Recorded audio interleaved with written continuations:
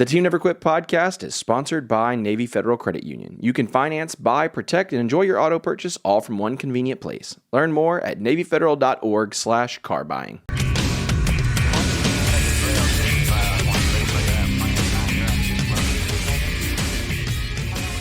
What's going on, everybody? Welcome back to another episode of the Team Never Quit podcast. We have got a great guest lined up for you guys. They are in studio, which is always a good time. And it seems like there's like some great synergy in the room. Marcus, I think you should do an introduction because I feel like this is someone you know very well. I do. I will do the introduction on this one. I'm so glad you're here. And for the people who know my story and are familiar with what happened on the mountain, they're familiar with the part getting me off the mountain. That's a whole story in its entirety. And actually, this is the guy who did it. This is the man who pulled me off the mountain. Physically. Actually got his ass in there to get me off the mountain. I get more comments on the Joe Rogan podcast that I did talking about you, that whole story, which is the best story. Yours is. Getting me out of there was crazy. All right. I can't remember it. Jeff Spanky. No, that's Jeff Peterson. Yeah.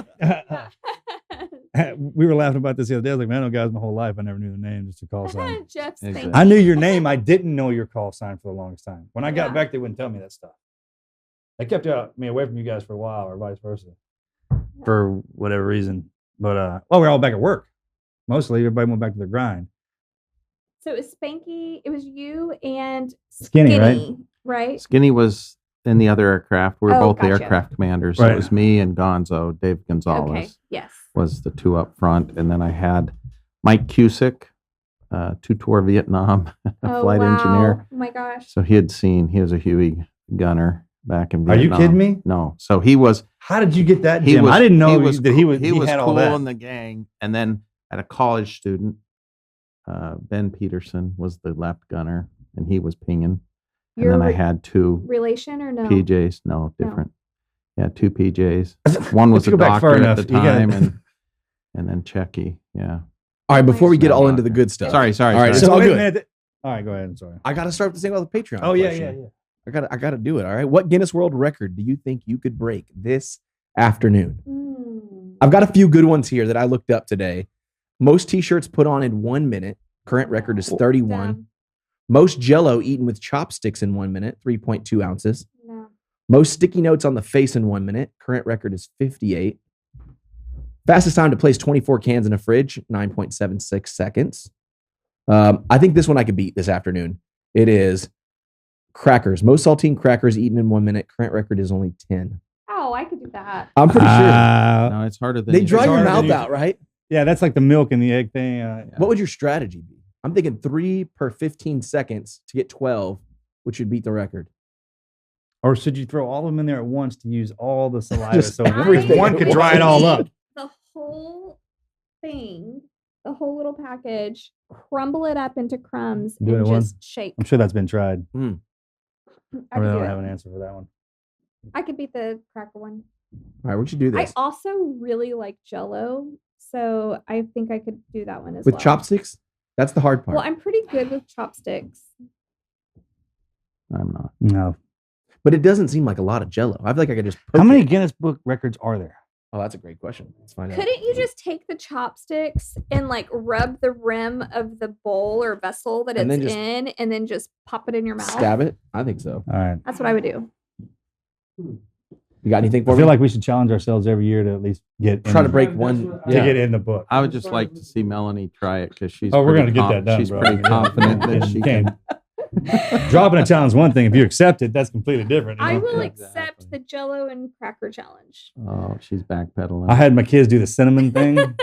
Oh yeah. The spoonful. Oh, the That spoonful. was the meanest It thing was great. Marcus has done. He told the kids that they would get an iPhone, which they really, really want, if they could swallow an entire They wouldn't leave me alone about a damn iPhone. spoonful of cinnamon. So They're not getting one. they did it and choked and choked. It was awesome. They great. vomited. I can't physically hurt my kids or beat them or abuse them anymore. You know, rules. They vomited. But I can come up. That's awesome. not true. They did. That is And then not Addie true. got a rash from it Oh, here we because it go. went all down. The cinnamon went down her So shirt. they still hounding you for phone? Oh yeah. Oh yeah, They, yeah. We were pretty strict with phones. I'm with real our strict. boys. I'm on the straight. Like I laid down some guides. You got to make straight A's. I mean, I need. We were worse than that. We made our boys. They didn't have a smartphone till they were out of high school. Yeah, that's what I plan. That's my plan. So they're smart enough to have one. I heard. I'll put a low jack on you if you want, man, but you ain't getting no damn smartphone. Because that means that whatever age I give that to you, that's me telling you that the world can take care of you. Yeah, it's spooky these days. The cool part about being born in the 1900s is we didn't have all that tech, so we had to figure it out. And when I get done teaching my kids how to figure stuff out, then they can have it. There you go. I mean, it's as nice as I can be about it. I just seen too many. I hear the guys who invent that crap tell me not to give it to them. Okay, so Hunter is in the studio today. He's different. Oh, yeah. And Hunter, how old were you when you got your first cell phone? Cell phone, I think I was in 3rd grade, but I didn't have an iPhone until They came out. Which was what age, son? it was, I mean, I think it was high school, right? A little No. after. No. College. An iPhone? He got an iPhone in 8th grade. Is that true? Maybe It 9th. could have been. Whatever. Man. Those special circumstances. I came in as a whirlwind. Whatever. Special circumstance. By the way, there's over 53,000 current records in the database. Is that what it is? 53,000. I looked it up. Yeah. Can we create our own record? Yeah, how's that work? I think so. So I was looking at what it takes to get a record, and there's some stipulations, and Oh, what else? basically you have to fill out an application. But It's always a damn application. there's an application, and then you have to follow their guidelines to a T, or it will not count. You submit a video or do they send somebody out? It either or. To get somebody to come out, it's got to be a pretty big record and a pretty big deal. I don't know. Well, I I think- understand I think we could do like how many books you could autograph in a certain amount of time. Oh, Yeah. Marcus that a record? is for sure. I'm sure there's got to be a record for that. The You're fast. record. Yeah, he is so quick. People will say, "Oh, I've scheduled an hour for Marcus to sign 50 books." I'm like, that might take him 2 minutes. Yeah. 2 full minutes. He You can know, we have 50 do books something, we signed. overdo it, like learn how to do it really well. Same thing. They call it OCD out in the civilian world. It's called being squared away when you're in the military. Squared Well, away. but you also have like a scribble signature. So Because someone stole my identity, so I had to change it. And, Scribble is where you landed. I call it my glyph. All right, you can Oh, call it it's whatever glyph. you want. It's That's how you know it's me. That's So, awesome. all right, so let's get started. Before we go, wait. It's good. You're good. I'll drop it later. Okay. You're good. well, what else are we gonna Well, do? Andrew Oh yeah, the does, like, intro. It's all good. It's all man. good. I'm sorry. Patreon, Yeah, go check it ahead. out. Patreon.com/Team Never Quit. That way you can ask fun questions. You can get exclusive access to behind the scenes content, get some bonus swag, and that's about it. Marcus, it's all you, brother. Okay, let's get into this. We can talk about the operation. We're going to talk about that. Before we do that, let's just get into the backstory a little bit, where you come from, how this started, how you wind up in the military. Because how we wound up together is a great story. Yeah, I wasn't from a military family at all. At all. At all. My grandparents were too young for World War One, too old for World War Two. My dad, Same mom were thing. same thing. They just missed everything except my dad's youngest brother went to Vietnam, lasted 3 months. So that was my intro to military. You join and you die. Mm. So Is that how it was preached? well, no, it's just, he but lost his uncle in Vietnam. yeah, just lost I understand. my. I understand. But, but I was just curious. Is that how they said it though? Well, no, we just really didn't talk about it. I grew up in a small town, northern Utah, Logan. Hill Air Force Base was an hour away, but wasn't a big military presence. Mhm. I mean, I was patriotic. I loved my country. I loved the flag. I did all those things, but I didn't really want to join because I thought the military was just getting yelled at Yeah. and told what to do. So where'd and you learn stuff your like that. patriotism? My parents probably. And in school, they still do the pledge. Oh yeah, everything. Because I was the same way. Like, it wasn't Yeah. pushed on us. Even we have a military family, but I But didn't. you were real proud of your country, Right? And everything. Yeah. We always had that. And I always wanted to fly, so that was part of it. Where'd that come from? What'd you see? I don't know. It was dreams. I don't know. I just wanted to fly. I just thought that'd be Why cool. rotary? No, I didn't even know they really existed. That's another story. We'll get to that. All right, check. So I just wanted to fly, and grew up in northern Utah. I did a 2-year mission for my church, LDS mission in Pittsburgh, Pennsylvania. And one of my companions there, were out knocking doors, white shirt with a black name tag. His brother was an Air Force pilot. And I remember thinking that would be cool. So that was the first I'd thought of, even whatever. I'd done a year prior to going on my mission. I came home. My parents had moved from Logan down to Tempe, Arizona. He was at Arizona State University.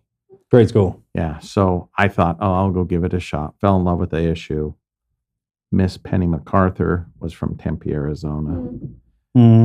Blind date, rest is history. Hey, those get you. Yeah. That's what happened here. Yeah, I Yeah. tell you what.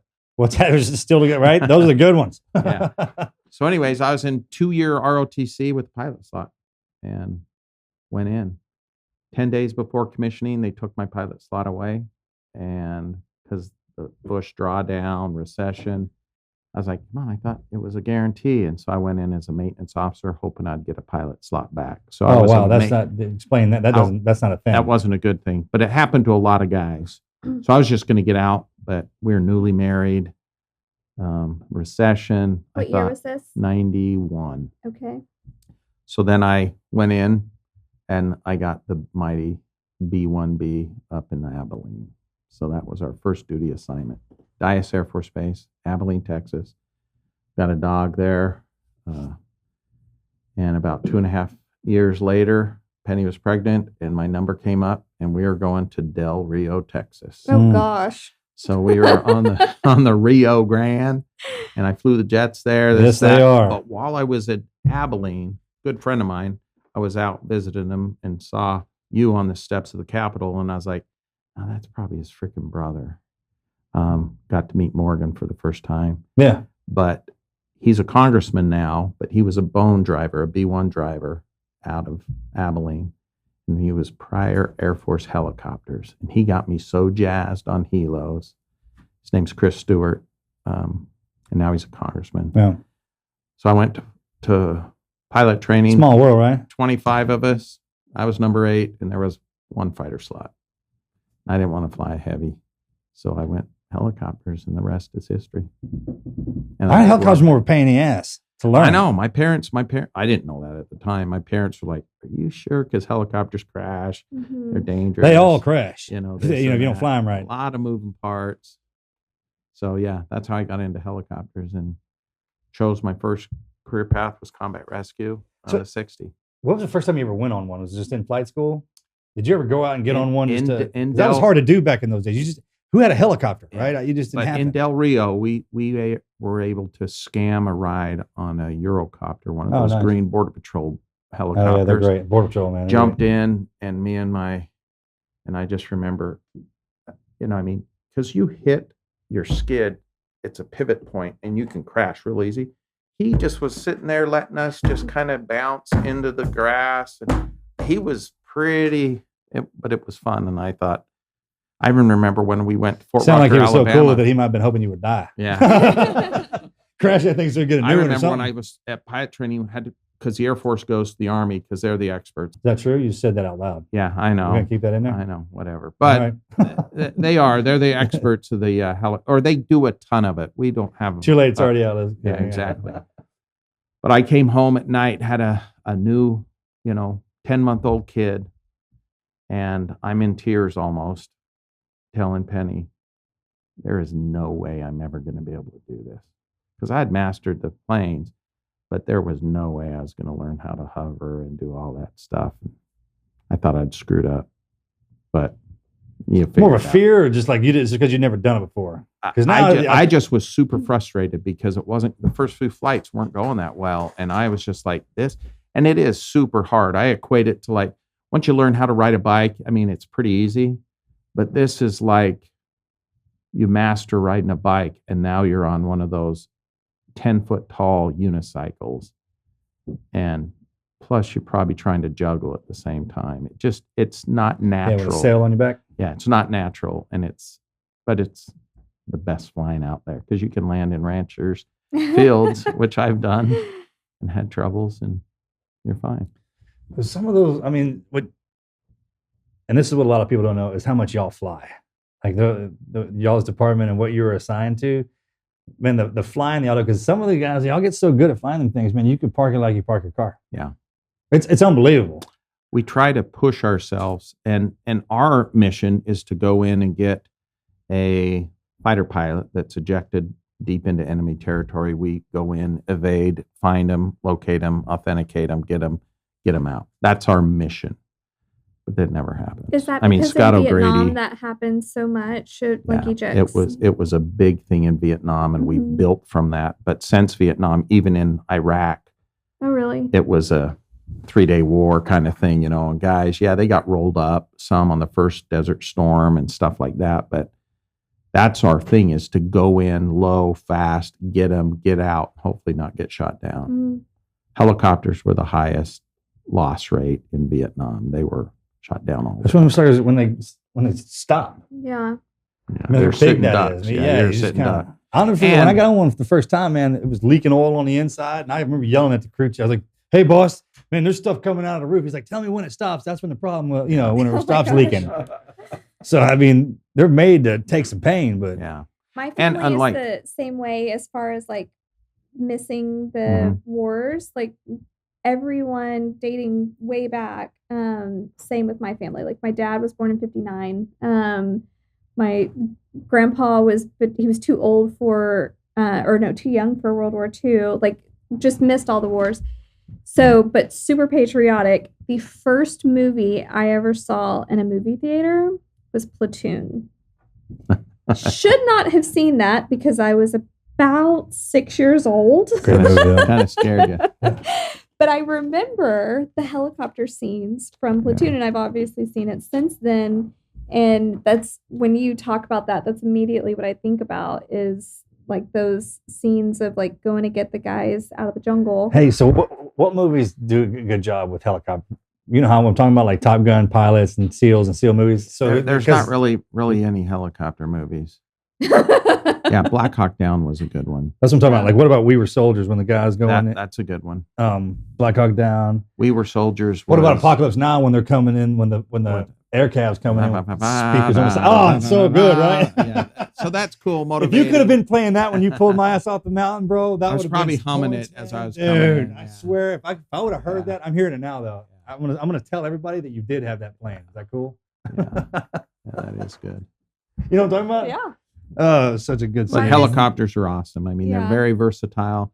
It got me out of a lot of, So how long did it take you to squeezes. get good at it, or to get to where you weren't feeling Well, like you like were I gonna- was saying, we just fly probably 3+ times a week, 3 or 4 times a week, and we do scenarios and we push ourselves. We go out and just brown out after brown out after brown out, or we'll land up on the mountains in the high altitude because it's thinner air, or we'll go out over water and try to get in that spray and work with the PJs, work with ground teams. We'll do all these scenarios, and we'll even take out comm troops and say, okay, you're the survivor, and we'll do different things. Or So we'll, people, if you're not familiar with the term brownout, it's when they come into land. If it's over dirt, sand, or anything like that, it creates a vacuum, a tornado, and it shoots it straight up the air. I mean, you can't see anything. yeah, sometimes the dust cloud goes up over 100 feet. Yeah, I mean, it's the most impressive thing to see on the side. Being in it Not is good. completely different altogether as well.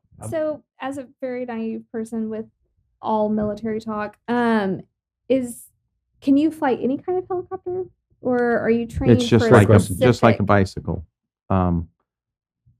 Yes, but I don't know how to start it. I mean, if you get it started for me, Yeah. Okay, so I could pick it up and hover it. Yes, a Chinook. all right, so it's like jumping in, say, a regular car to an 18-wheeler to like a something. Yeah. You got to know what buttons do what to get it. Yeah, get that sucker going. and an 18-wheeler, you might, or a bus might be a bigger, wider turn. And Yeah. okay, tell me some of the specifics, but it's flying is flying. Once you get out of the hover and you start moving forward, it's just like an airplane. So, It's what no were different. you trained It's- in specifically? Like, what helicopters were you? So I started out in the jets, but I flew some Cessnas in Hondo out by Uvalde, out that way. Mhm. And then T-37s, they've been replaced by T-6s now. So flew that, and then I tracked into helicopters, went to Fort Rucker, and we flew the Huey. How's that? Vietnam era. What's that Huey. like flying that? It's a pig, but Is it? it was fun. I didn't know any better. Now I like the 60 a lot better. It's a lot more Yeah, sure, responsive. yeah. The Huey's old school. You got to worry about that rotor on top because you can do things where it can bonk bonk and then depart. And just like in Vietnam, I said there wasn't really very many helicopter guys in the Hanoi Hilton. They're all fighter guys because the fighter guys can eject. Yeah. The helicopter Oh, yeah, guys, they're going in. they're like an anvil. So they're going in, unfortunately. It's so scary. And if there's a helicopter crash, there's not typically survivors, right? Theoretically, we practice auto rotations, trying to get it on the ground as safe as possible. And we've got land immediatelies. And if it starts vibrating, get it on the ground because things can happen real bad, real quick. But yeah, it's a survivable aircraft, but you got to be within parameters. You got to have the rotor. You sling a blade or you do things and it starts tearing itself apart. What kind of helicopter was your brother in when he was in that crash? A 60?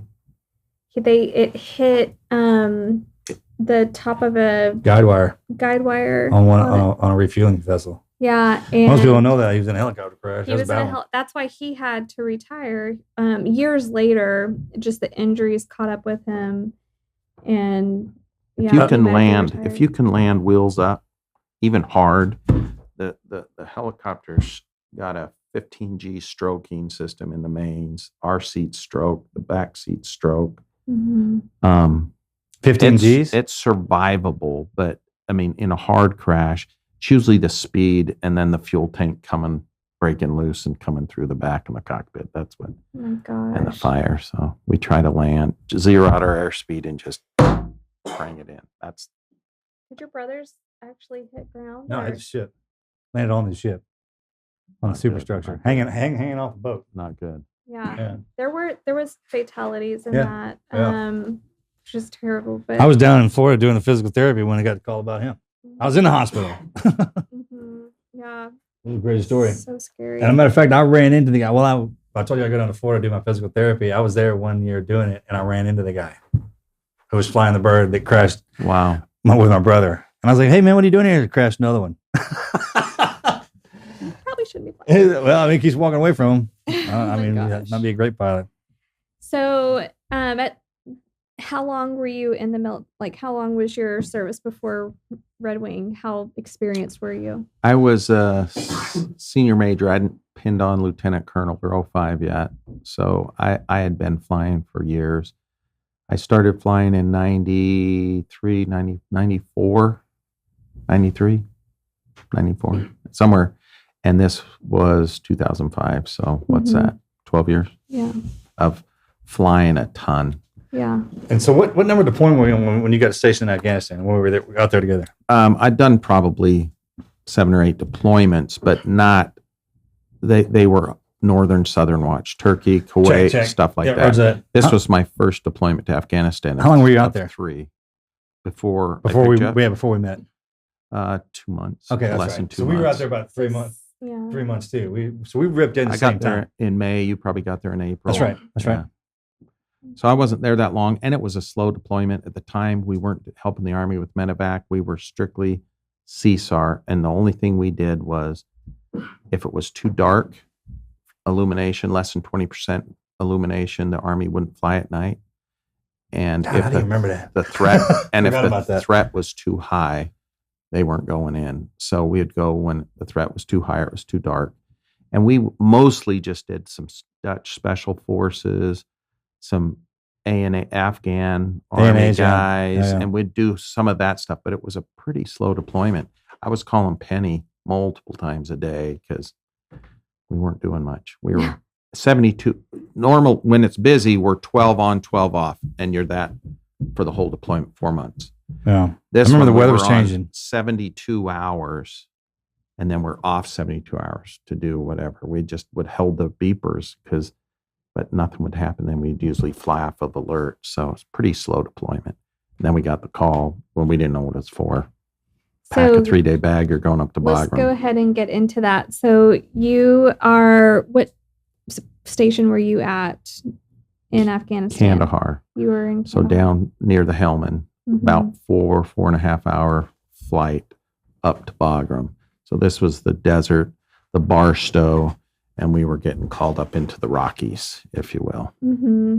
And what were you thinking what was that call like? What were you doing? We were watching the night prior. I remember we were watching, what's that stupid show? They're puppets. America. Oh, Team America. That's all we watched. Hey, because that was that deployment. That's every time we would fast rope out of a helicopter, we would scrap. Yeah. Never mind. Don't Anyways, get me started on that. I know. Yeah, I forgot about Go down that. a rabbit hole. Yeah, we did. we were watching that movie, and we heard that a Chinook. My God, did you scream that when you came in? Please No, tell me no. you did, dude. I I'm just know. thinking out loud now. America. Oh, Yeah. okay, Anyways, babe. we heard a Chinook crashed, and we went to our intel guys, and they couldn't find anything about it. We saw it on CNN, I think. Oh my gosh. And we were like, why can't they find anything about it? We didn't know at the time, but we thought it was weird. And we had heard that a Predator, a UAV, went missing or crashed on the Pakistan border in the mountains down south. So we're like, we stayed up all night, went to bed during the day, because if anything, we were going to be called at night, and got woke up about noon to a magic went over the radios. What does that mean? Yeah, you don't say that. At the time, it was it wasn't classified, but it was real world. It's hit the fan. There's some things we keep. It's, just like he's saying, it's not a classified thing, but it's understood. We don't ever talk about it. You never would hear it. You'd never hear that over the radio. We'd have training words or this, that. Yeah. So the first thing that went through my mind was, somebody's going to get their ass chewed for that. They're in trouble. And that's the first Putting thing it over the radio. out You would loud? never say that out loud. Yeah. So then we go in, and they said, pack a 3-day bag. You're going to Bagram, up north.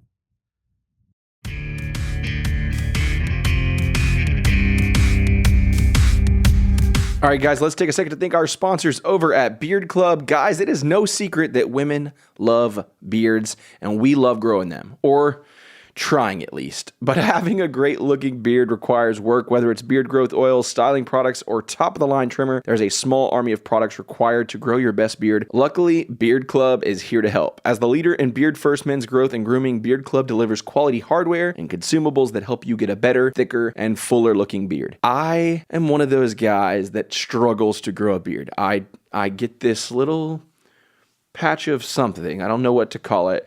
But they sent me this box of all kinds of incredible stuff, including an incredible set of trimmers, some great oils, some great products that I'm excited to fully try out. Hopefully there's some Miracle Grow in there to help this bad boy grow. So head over to beardclub.com/TNQ, take the beard quiz, and use our code TNQ at checkout. They'll recommend a grooming kit that's tailored to your beard's needs. The highlight of the grooming kit is their PT45 trimmer. It is truly a beard changing device. That thing is a machine. I mean, it is heavy duty. It's got some weight to it. There is no painful hair pulling. It is sturdy as hell and has amazing battery life. This is the same trimmer that NBA player James the Beard Harden uses. Yes, he's also an investor in the company. And the growth kit features sprays to strengthen and moisturize your beard hair, oils that prime follicles for optimal growth, and a derma roller that rejuvenates dormant hair follicles. So no matter what type of beard you have, even if it's a little bit like mine, Beard Club has the perfect to fit your needs. Beard Club, over 2 million beards served. Grow your best beard today and take 20% off your first order when you head over to beardclub.com/TNQ. Use our code TNQ. That is beardclub, BEARD club.com/TNQ. Use our code TNQ for 20% off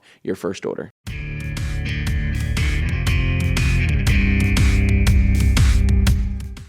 And we didn't have anything, so we were thinking, well, maybe it has to do with the Chinook, but I was focused on the Pred. Like, they're wanting us to go search the hills in Bageye country for a sensor or something off of a UAV. And I'm like, this is stupid. We're not going to go hang it out for that. What does that mean, a UAV, for the listeners that don't understand that? They're just the remote controlled Like a Unmanned drone? aerial vehicle. a drone. A drone. Yeah, a drone went Mhm. down Okay. on the Pakistan border.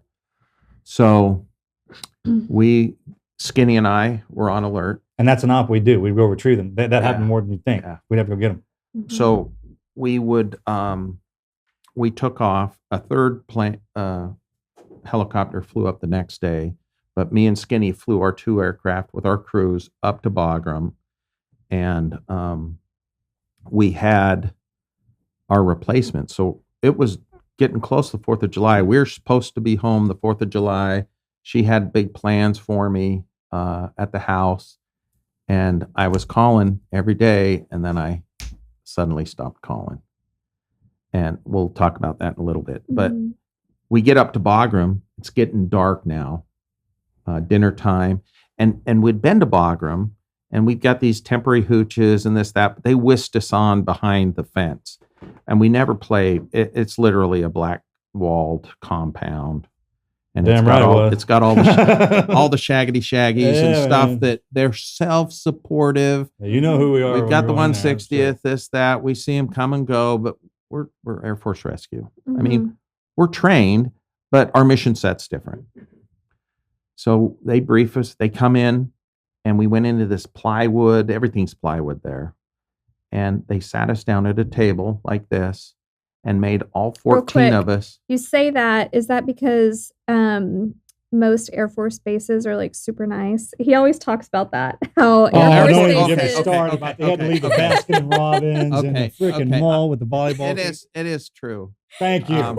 Right there. But it's just because it's a deployed location. Everything's plywood. It We seems need like. to Yeah. Well, I've Except their always, base. I mean, obviously he's my source of information. I don't really have a lot of other people giving me. I think I'm info, exaggerating. I'm not. But I'm he like, no, always it's straight says, "Go Air Force. They've got the nicest stuff." And if you're going to go, I remember overseas- going to Fort Rucker, and this was their show base, and it was an armpit at the time. It was terrible, and they complained because our tents have air conditioning units on it. You're in Iraq, for crying out loud, but they get in trouble. Leather And recliners and air conditioners. And I mean an air conditioner. They do treat their people right. right So, yeah. where You, the team guys they had a are Pizza Hut with a literally swimming in pool. I thought plywood it was a mirage, boxes, man. We like walked off the back of this makeshift- damn Listen to this airplane. guy. Dude. So then we go Don't get behind me this. started. We go behind this black wall, Yeah. and you should have seen their gym. You should have seen their thing. So you Yeah, it can't is say nice. I'm that. like, Yeah, no, okay, that's good. Great so point. regular Army, regular Navy, maybe, but we don't come close to what they have.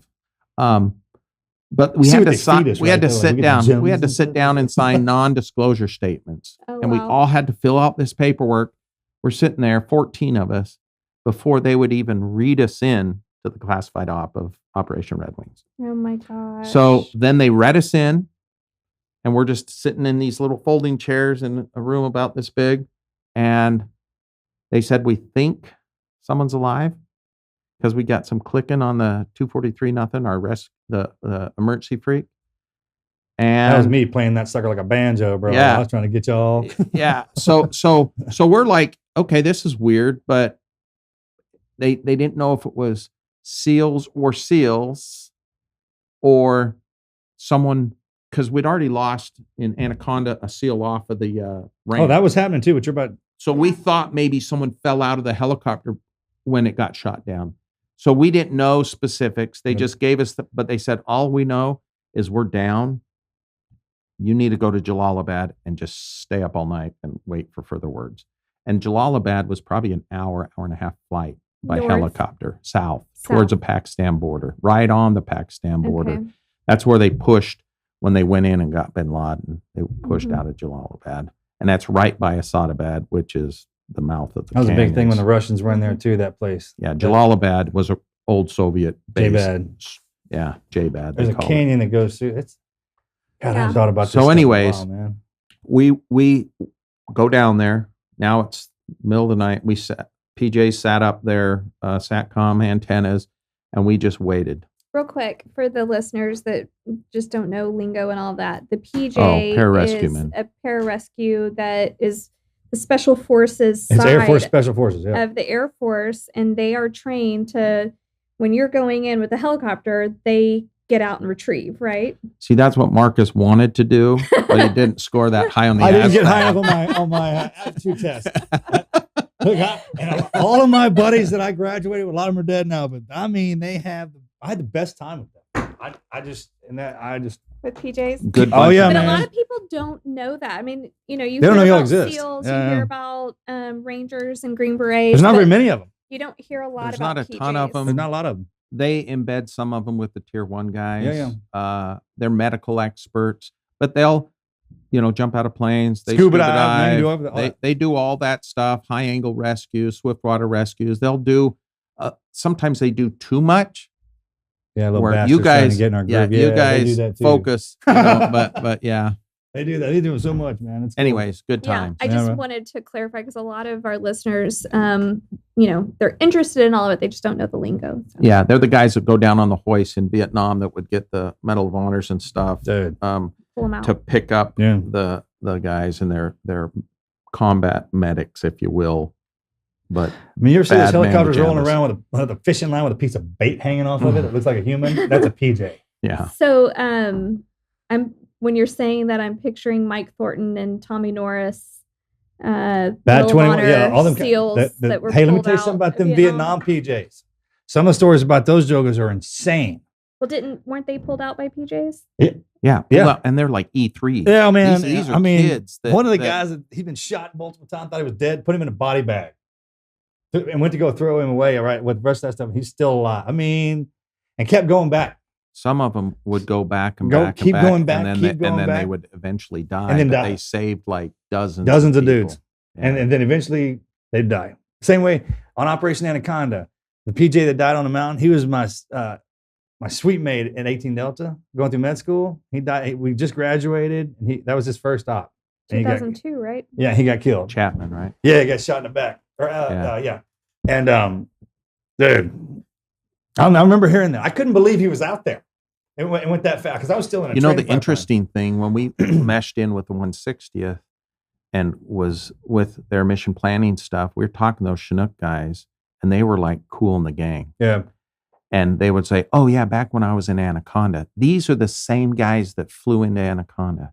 They're the guys that went and got when this MC 130 crashed Yeah. in the snow. They're the ones that went in and That rescued them. story's crazy. They're the ones that these guys they'd been to all these things. I'm like, oh, okay, well, we haven't been to the dance much, So They're there now, though. Okay, so I'm you're in sorry. JBAD. Sorry, I took a little. So we're in left turn. JBAD. Yeah. We're listening for further words, and about 4 a.m, we got words that they had triangulated via national assets, other aircraft, different things. This clicking. So when you were in JBAD, did they finally read you in on like the whole story that That was up in Bagram. When we Okay. signed the non-disclosure, They they told you briefed that. us up everything. Okay. As much as they knew about the op they were on and the frantic call for help. The Chinooks went in. They don't like going in the middle of the day. It was about 4 p.m, I believe. And they were, as you know, going to put in the teams, and they took an RPG up the rear end. So Yeah. Okay, so you're in JBAD, 4 a.m. we get words that we're going to go up near the crash site and look. It was about a square kilometer, maybe a little bigger, of 3 points of interest where they'd triangulated clicking. And is that the F-16 pilots that are triangulating that, or Navy pilots, F-16, national assets, whatever. Yeah.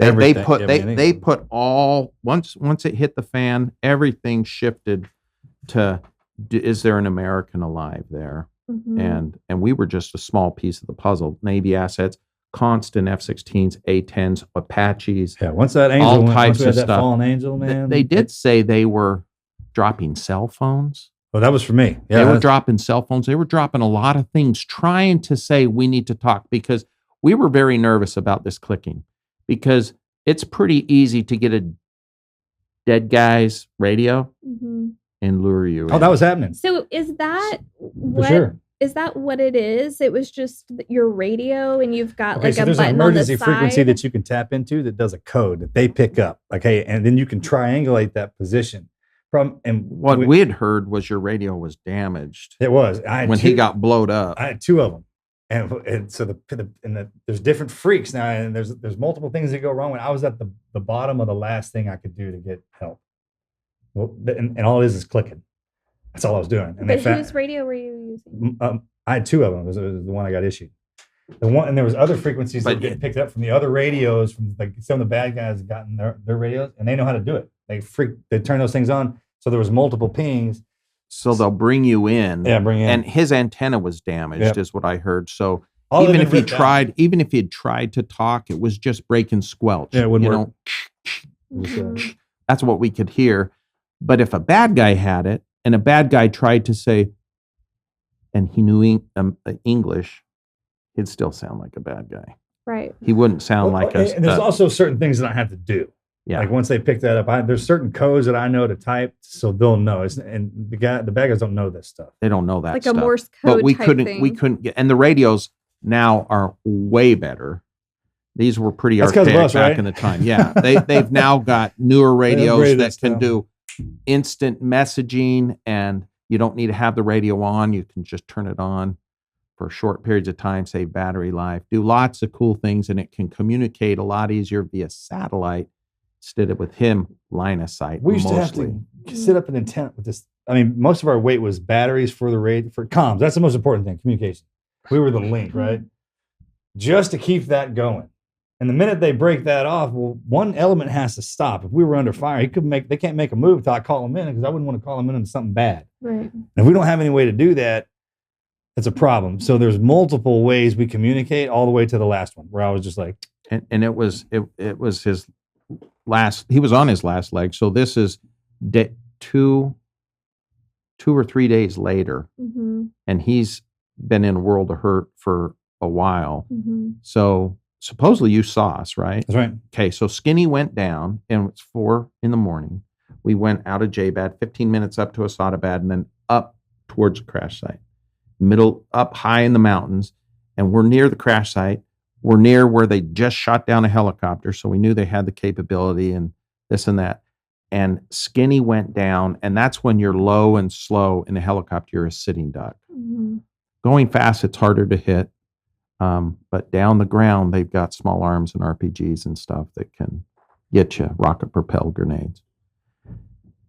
I'm orbiting, trying to support as best as possible while he's hanging it out and looking. We had night vision goggles. We got a FLIR screen, and we're on the open freak, 243 nothing.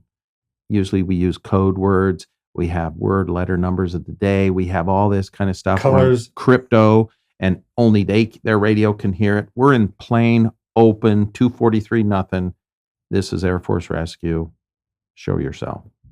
And we're talking, and we could hear him clicking. We could hear very faint clicks. And we were like, gosh, dang it, if that's and it was just a bad feeling. And There's then, no way for you to like zero in on where the no. clicking comes from. And you think we could see? Yeah. You could be going like this, and we wouldn't be able to see. Yeah. Maybe. They have orange panels. They have strobe lights. They have mirror flashes, things that'll catch our eye.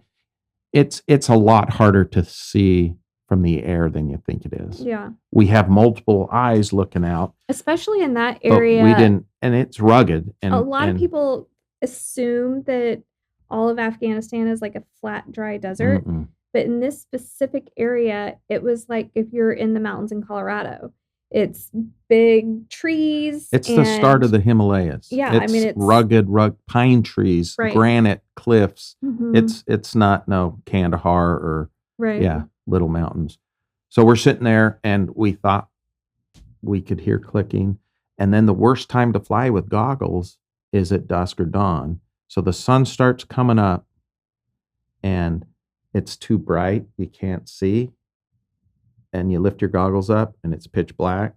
And then you put them on. So it's terrible. Yeah. And then now it's broad daylight. Now we're hanging it out. We see guys wandering around with shovels over their shoulders, and bad guys just playing good, probably. I don't know. But Mhm. it's very or a unnerving. mix of bad and good. And that's another Very thing unnerving. a lot of people don't Who's- understand that I've learned is that the bad guys and the good guys are together. Oh, totally. It's not like how, people in the US, you just don't affiliate yourself with the bad people. It's a melting pot. Yeah. It's your brother in the house could be Al Qaeda or Taliban or whatever, and you could be a good guy that wants to help everybody. There's just, Yeah. it's Let me go out and do literally something bad for a day and then go back to households something.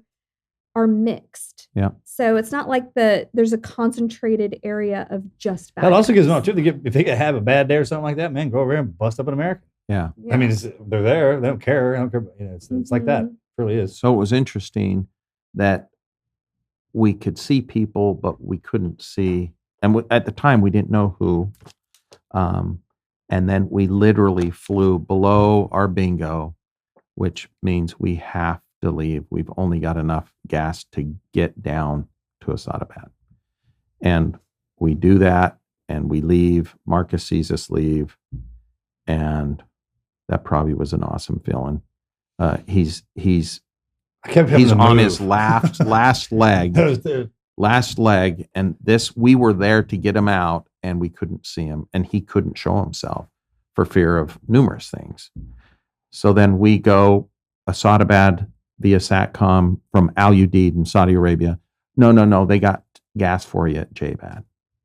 So we overfly the gas. We got our low fuel lights flashing, Oh my gosh. and we get back to Jbad. There's no tankers. So then they want us to fly to some other op point, some army post, and we're like, no, we're stopping at Jbad, figure out the gas. They said, okay. And this was a small Marine outpost at the time, not very many tents. They said, go get some sleep. You've been up forever. We'll figure out the gas and get back with you. So that's what we did. And then about dinner time, a Chinook came in with a big bladder of gas in the back. They called it a fat cow, and filled us both up. Now it's dark. They're like, well, since you're here, why don't you stay another night? And remember, this was a small Marine outpost. Not very many Marines. They really didn't even have food there. The thing that I remember, and it seems weird that I still remember it, but Pop-Tarts and Red Bull was all they had, it seemed like. And That's all you need. some I could MREs. live off Pop-Tarts. That's for what real. So- Red Bull. That's all you need. Mhm. So we're sitting there, and remember, I'd been calling Penny 1-2 times a day, and I'm just in the middle of nowhere, wishing I could call, but I can't. Eating Pop-Tarts and Red Bull, and just waiting. We did get word back from Bagram that, unfortunately, the clicking stopped, and our hearts sunk. Mm. Either battery's dead, died, got captured. We didn't know what had happened. And about midnight, the weather was rolling in. About midnight, we got called out to Camp Blessing, which is a small Marine outpost in the middle of nowhere up the Peck River Valley, Mhm.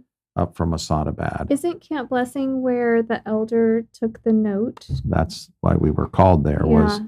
the village elder. Some village elder had hiked out of the mountains Mhm. and had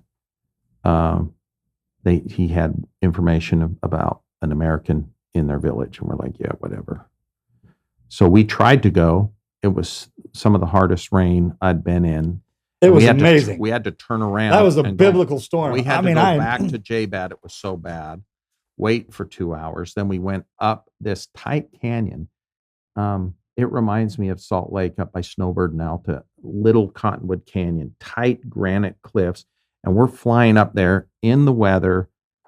And then Skinny went in, landed, while I'm trying to just orbit at the Y in the river where Camp Blessing was. And it was, I wasn't even looking at Skinny. I'm just trying not to hit the rock walls. It was so tight and it was dark.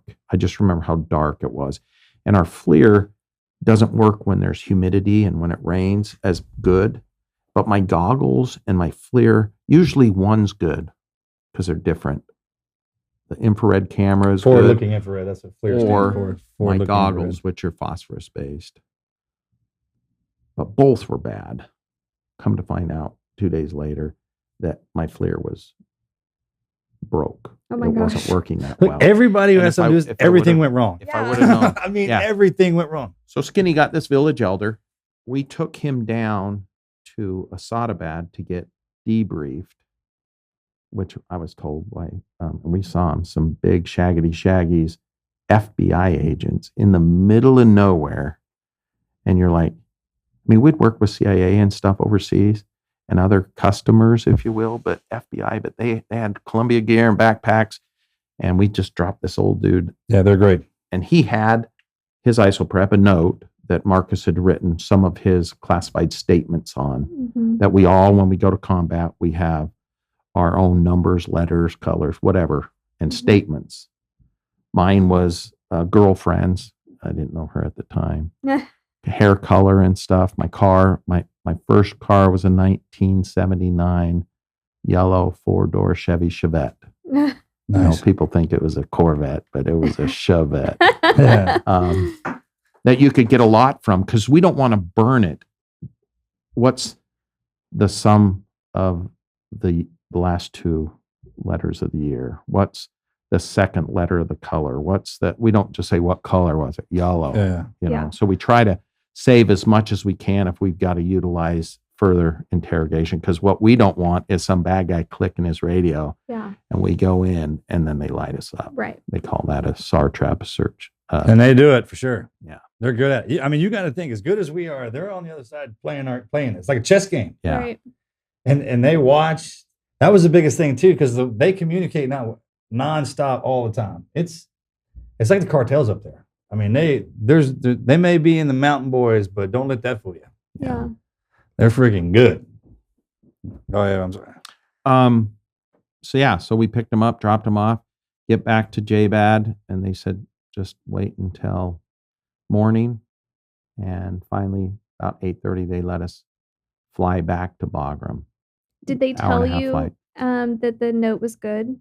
We didn't know. We just knew that he had information. We didn't get all that till we got back to Bagram. So we got back to Bagram, and the first thing I wanted to do was call Penny, Mm-hmm. because it had been a couple days. I told my friend to call Penny, but that got all messed up, you know, and he told his wife to tell, and then Yeah. it was like, I'm all Whatever right. you do, I'm just don't out say and about. this. But she got the word that Jeff's something big's gone. He's out in bad guy, you know, I mean, it's not good. And she had already been watching the news. So that's right. It's all over the news by now. All right? over Yeah. the news, Yeah. missing Navy SEAL and this and that. I don't know where I was at that Yeah. point in my life. This is because my mom. She I told my mom I was dead. don't So remember I- that.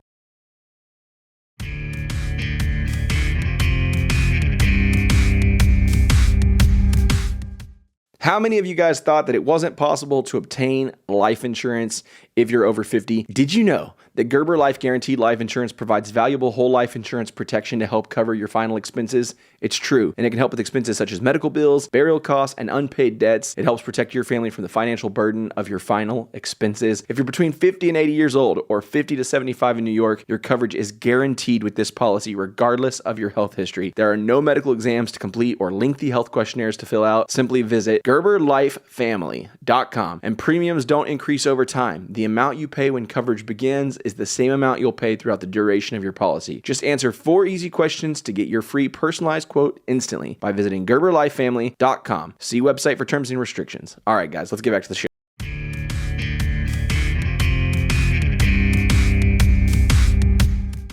So I called her, and I was on a base phone, had to go through the base operator, you know, this, that. And the first thing out of her mouth, you know, are you working anything with that Navy SEAL, missing Navy SEAL, helicopter crash, blah, blah, blah, blah. Yeah. All these questions. And, you know, we just sign non-disclosure Right. statements, and you can get in big trouble. Plus, Right. somebody's probably listening to all the phone calls. Right. And I'm like, I don't even know what you're talking about. You're You like, know, if "No, I Mom." did, yeah, if you did. Okay, I'm sorry. She just was happy to hear my Yeah. voice, and she knew that I was with Mike. So if I was with Mike, I was on a big base with like 20,000 good guys and this, Mhm. that. When I'm out and about, I'm not Yeah. around a lot of good guys. Yeah, we do that. There is code words, Yeah. so they'll be. So, I mean, so she knows that I'm with Mike. That meant I'm here. But if I'm out and about, that meant Yeah. it wasn't good. So they said, go get cleaned up. We got some real chow, showered, and we'd been up all night. So we got some rest. Skinny and I were called to a brief. had you been up all Yeah. night? Was it stressful? Yeah. Skinny and I had been whatever. I'm just messed, dude. I'm just. He's I'm jealous. just dude. I had to busting be. balls. Come on, man. I I'm had just to be busting balls. rested. I had to be well rested for you. So Was it a good chow? I bet it was. Wasn't it? yeah. Good food. I wish I could Yeah. have some I was Red Bull drinking out of a Pop dirty Tarts. Pepsi bottle. Right? Yeah. Oh yeah, the Pepsi bottle. Yeah. So, anyways, we went back to the brief, and that time is when we got word that yes, indeed, it was a good note. They had already hiked in a 20-man soft team because we thought it could have been coerced. Yeah. It could have been tortured out of him, but he was alive. He's real bad off. We're going in tonight to get him. And it was Luttrell. So you're like, okay, come back an hour later, 16:30 for a flight brief. And that was the one I was mentioning too, where me and Skinny were just going to be with our PJs, 5 mile offset, and we're just there if we're needed. Mm-hmm. You know, they've got extraction tools and different things that we could go if somebody pranged it up or got hurt or crashed or whatever. Mm-hmm. So we're sitting there, and that's the brief. They're saying they're going to bring a Chinook in, back them up, get them on the ledge. And because it was a small ledge, and they could have easily backed up, you'll see them put their ramp down, and the guys all get on. And they said there was another American, cleanly shaven 19-year-old, I remember they said, which no one was cleanly shaven, and that's pretty young. 10 clicks away. And there was so much confusion, not knowing this, that. The commander at the time decided to hike the 20-man soft team after they got Marcus to this other survivor, if you will. Mm-hmm. Now it's only one person. I can use my Chinooks better. And that's when he looked over at Skinny and I and said, 60s, you got the pickup. And that's when I didn't hear him at first because, quite frankly, I wasn't listening that loud. It was all for them. And I'm like, did he just say we got the freaking pickup? Yeah, what do you say? What do you say? And I'm like, serious? And Skinny's like, yeah, I think so. Now everybody's looking at us and talking. Then they wanted to know all this stuff. How do we operate? How are we going? Here's the satellite imagery of the ledge. This is the plan. This is the time. You both can't fit on it. It's not that big. So who's going to go in? Are you both need to go in? I guess there's only Marcus, so probably only one. All these questions. And we had an AC-130, which is a decked out gunship. Inspector. And we had a flight of A-10s. And they were very interested in knowing how we were going to get in and get out of the objective, because maybe I've always wondered this, H-hour, is that for hit? What's the H for? Yeah. It's for hit, right? Yeah. They called it H-hour. I didn't know what the H meant, but I assume since they're all operators, it's a and when we're talking about aircraft, when you're talking about a Spectre and A-10s, that means you're going in there to screw some stuff up. Yeah.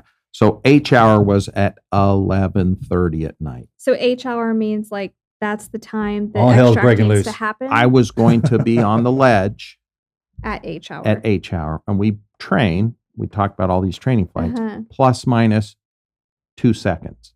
So Okay. I was going to be on the ledge at 11:30. Mm-hmm. H minus 5. 11:30 p.m. Yeah. Mm-hmm. H minus 5 was 5 minutes prior to H-hour.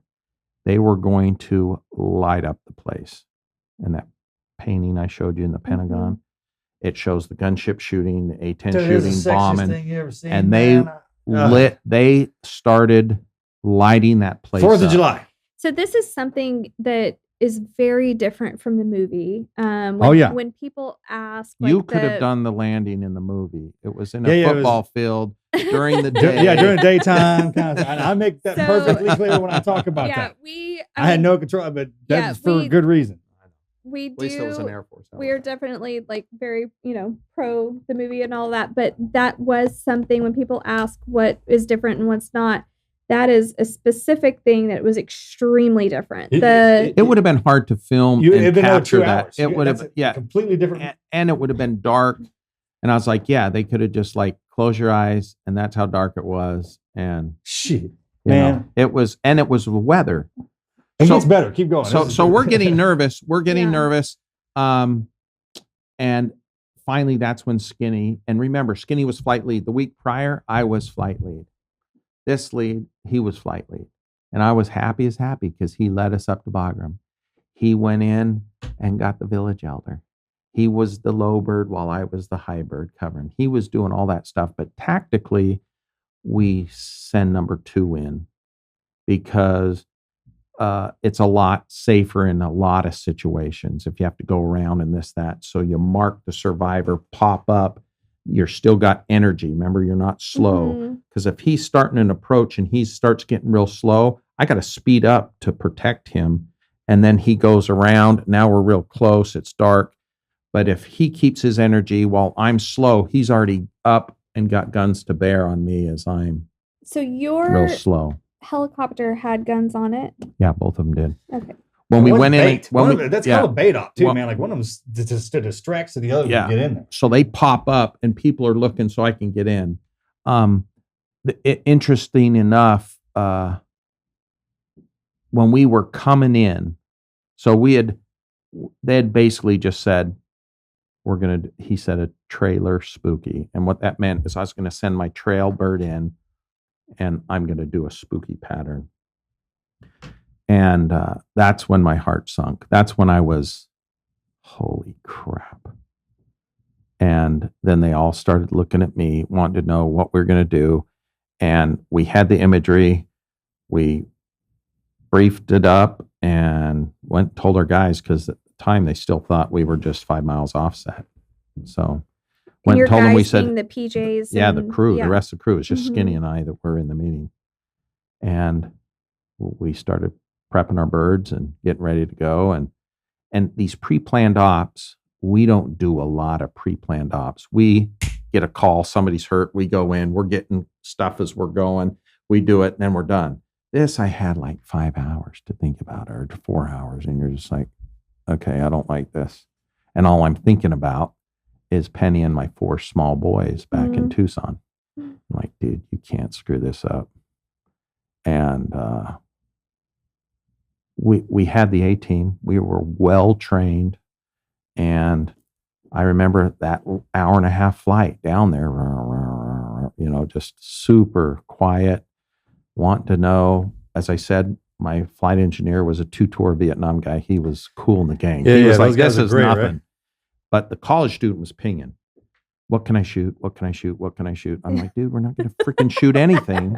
There's 20 That's a real thing. 20 soft guys on the ground. Unless we're taking direct fire, we cannot return fire. Them So, dudes will kill anything. yeah. I'm So just picturing Hunter in that Yeah, situation. exactly. 19 years old with a helmet bigger than their head, dude. What do you want me to kill? yeah. I mean, that's how they are. They're awesome.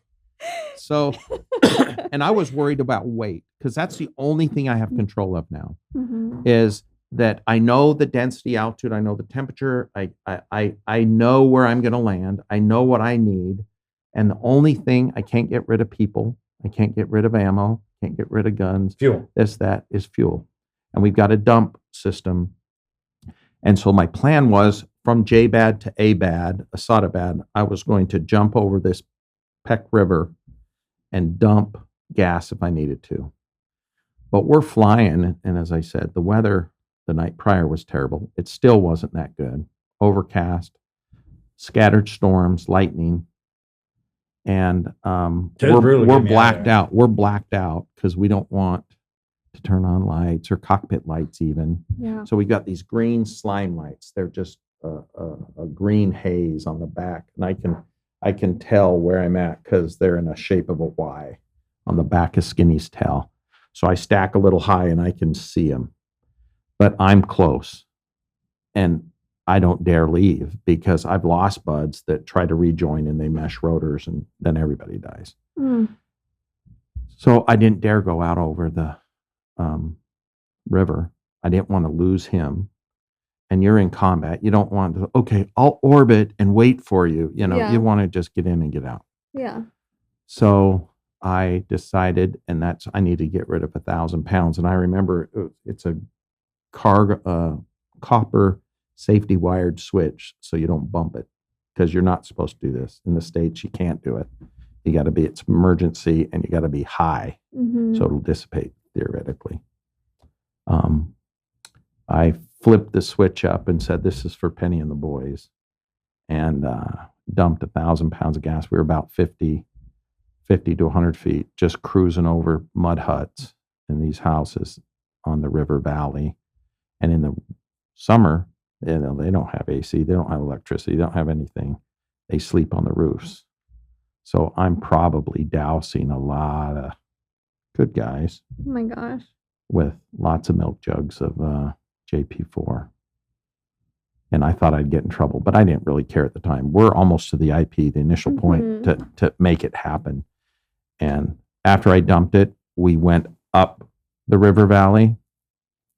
I remember one of the A-10s was having trouble with his targeting system. So we had to go up towards Blessing and turn around in this tight canyon, which was a little dicey. And about that time it had started, and you could see up in the mountains, it looked like a storm going off because it was steep. We had to kind of climb up, and Skinny had a more powerful bird. His FLIR was working. I mean, all these things. I think there was a reason why I was supposed to pick up Marcus, because it just worked out. You know, I'm not patting myself on the back, but he was supposed to get off the mountain that night. And we're climbing up, and it's the whole time there, I was nervous thinking about it. But as soon as I dumped that gas, you know, you go into autopilot, you go into mission mode, and you're not thinking of anything but the mission now. Nothing's distracted. You're hyper focused on what needs to happen, and you're going. I just remember we got 5 radios, a lot of chatter going on, and you don't need. It seems like they want to talk to you at the most inopportune time. I mean, talking like Saudi Arabia and back at Bagram. You're like, shut up, dude. Yeah. We'll talk to you in a minute. We're going. It's all happening. They knew kind of where the bad guys were, and they're doing diversionary strikes. They're just blowing this place up, except for where we were coming. And the objective, they called it Barracuda, was the LZ, the landing zone. And it was supposed to be authenticated and a single IR strobe light was going to be in the center of it. And you can see that for a long time. And it's just a strobe light with an IR cover. So only we can see it through goggles. Well, as soon as they started blowing this canyon up, all those idiots turned on their strobe lights on their helmets to say friendly, because that's what they do.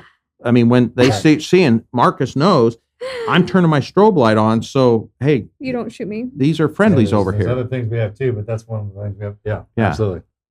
And so they all turn on their strobe lights, and now because they're surrounding the village, they're You protecting. can't believe what this looked like up there, man. There's just strobe lights going.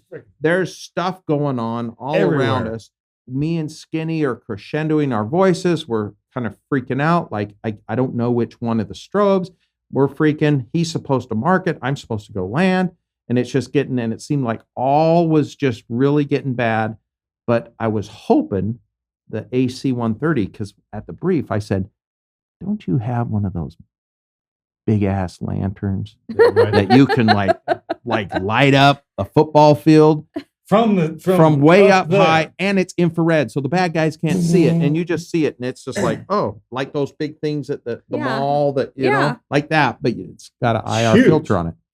And he said, yeah, it depends on what we're doing at the time, what sensors we got up, but H minus 30 seconds, I'll light that ledge up like a football field, he said. So I was like, okay, at least, because I couldn't see nothing. Yeah. And then right about 30 seconds prior, it looked like lightning, beep, beep, beep, beep, you know, and it was the clouds. And they screamed over the Rescort Freak. Halos was our call sign. Halos, negative burn. And they couldn't burn through the clouds. Oh my and gosh. So now I'm not going to get the light. We don't know which freaking strobe is the right one. And the last thing we want to do is start orbiting up there. One, we're highlighting, like, oh, this is maybe a point of interest we're interested in. Yeah. We want to get in and get out. Yeah. And right then, the A-10s had heard it. He cycled this targeting pod or laser over to Barracuda. Instead of dropping a bomb on it, he just lit it up. And it was like, as I called it, a flashlight from God, just this laser beam right on the ledge, right on the ledge. And there's probably a strobe light in the middle of that. And it was like a flashlight beam. and it just went, and Skinny said, out my right door now, popped up. He got into his Spooky. I start my approach, and then I was just going to do a pedal turn and land on this ledge that was not much bigger than this room, maybe a little wider, and then it had about a 15-foot cliff face there, and then a big drop off down here, Which is where we were. and it kind of went, and I was supposed to land on that ledge, Like get in, tables. and then dive off. Well, it was all working out good. Now the laser went away. There was a mud hut. I remember a big antenna, big pole with an antenna. They had those in each of the villages, a tree, and then this rock face. So I was just going to do a pedal turn and land. The footage we saw from the 160th was a green cultivated terrace where they farm their crops or whatever. Mhm. But it was it was dirt. And so I came in, and coming in about 15 feet, just had a brownout. And brownouts are bad during the day. Night brownouts are really bad. Night brownouts at altitude are really bad because now your helicopter is in thinner air. Night brownouts in combat at altitude are really, really, really bad. You don't want, and you usually, how you can do it is you hit and roll them on, Mhm. but you can't. It was stupid. Yeah. I didn't think about it browning out. And that's when I got scared. That's when, if you've ever been in a traumatic accident or anything, it seems like everything goes slow motion and you're just hyper aware of all things. And I'm thinking of a lot of things. I'm thinking about Penny. I'm thinking about my boys. I'm thinking about Marcus. I'm thinking about, I'm going to freaking crash. I'm thinking, what a failure. I can't believe. And all this is just going on. And I'm freaking. The guys in the back are on the floor laying down. They can see straight down and they're screaming, stop left, because I'm drifting towards the thing where our rotor blades are going to hit the wall. That's And right. Dave Gonzalez knew I was going to come back hard right when he heard those guys screaming, stop left. So he took his hands from the throttles down here and caught the collective as I came hard right, probably too hard right. And right when, now again, thinking all was lost, that 15-foot thing went off. Ours kind of came to a point, but that one was a longer terrace. And about 40 feet out, you could see a bush or grass or something hanging off the edge of it. right? Yeah, I equated it to a pot, like Yeah, with those draping things, like my mom had on the back like patio. a fern or something. Yeah. Like a fern hanging over. Oh, And yeah. I could see it moving with the rotor wash. And if you think about it, if that's on my windscreen and I go up or down, it changes perspective. And you don't think about it. You don't put an X on there with a grease pencil. It's just, I just instantly, because you've got a reference point now. Right. Because I didn't have a reference point at all. Oh my gosh. And I saw it, and he called me down. We land. I remember yelling at Cusick, the flight engineer, because I can't see. We had doors on at the time. I can't see but just the black abyss, the cliff. So we're very close to the edge. And later he told me, he was like, sir, I knew that your hands were full. I knew we were fine. And I opted to put us there because he didn't want to put us next to the cliff face. I mean, it's right there. You left it up that far, man. That's when they opened the door, and then we're sitting there kicking water out the left, Ben, the gunner.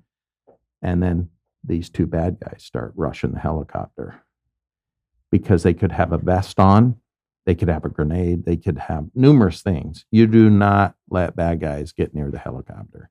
And they're dressed in man jammies and rushing the At the tail. helicopter. We're coming with the tail. And you never even come by a helicopter at the tail. Never. Ever. There's a tail Never rotor. do that. Yeah, it's Unless you've been in a village from No. This is what Oh. happened. This is the best part he left out. So I'm talking about when we were laying on the side of this. Man, I've been yearning to yell this out at you for a long time. It was the coolest thing I've ever seen. When y'all came out that canyon, all I could see was that fluorescent green glow and that bioluminescent spin off those rotors. You could see y'all coming. And the weather's bad. I mean, it sucked. This is one of those things where we're not even doing it justice. It was terrible. And I remember leaning over that ledge. Remember how, because it went down, it was completely black. Looking down in there, and all I could see was that green thing coming. It's like some dragon. Excuse my language. I'm sorry, man. But and then it disappears. I swear, for kind of an eternity. And imagine I was kind of looking over, and he came over on the other side of this table. His rotors poked up over that, and it went from dead quiet to you could hear the gun battle to where that rotor was in our face. I mean, like he literally, that wall was flying. And as soon as he capped over that ledge, that dust kicked up, man. And I mean, it felt like a tornado just lifted over the top of us. You couldn't see in there. You couldn't see anything. So explain your position at that time. You and Gulab are arm in arm. Yeah, I'm laying on this ledge. I'd taken a helmet, hit me with the morphine, man. So I wasn't feeling any pain. I was kind of giggling. I get happier apparently. And I had this helmet on that didn't fit with a pair of nods and what looks like a Luke Skywalker lightsaber. And his lid, those Mipleys, and had that sucker on and was pointing everything out. And then they were like, hey, the Lieutenant Ken, if anybody ever wondered if Captain America is real, he is. That lieutenant that came in, he looks just like Steve Rogers. Blonde hair. His kid's freaking in. And he's, the best dude. He's like, hey, our ride's coming. And I mean, we look down on everything and can see y'all freaking rolling up the hill. And I mean, in your head, you can hear this cool music playing. And when he popped over the top of that, I'm telling you, like I was leaning my head over the ledge and I had to roll back over because he came up. Like you're not supposed to be that close to a helicopter ever. Yeah. We had no depth perception. That was gone. But you were with the Green Berets. Gulab was laying on top of me. Yeah, and the Osborne, all those guys. Bo, freaking redneck sergeant dude. I mean, these hodgepodge of dudes, a freaking crew. So he fit right in. And I mean, when he poked up over that ledge, we saw him for a half a second. You can see the glow in there a little bit, and then it just went completely black. And he dumped it in there. He didn't give a shit.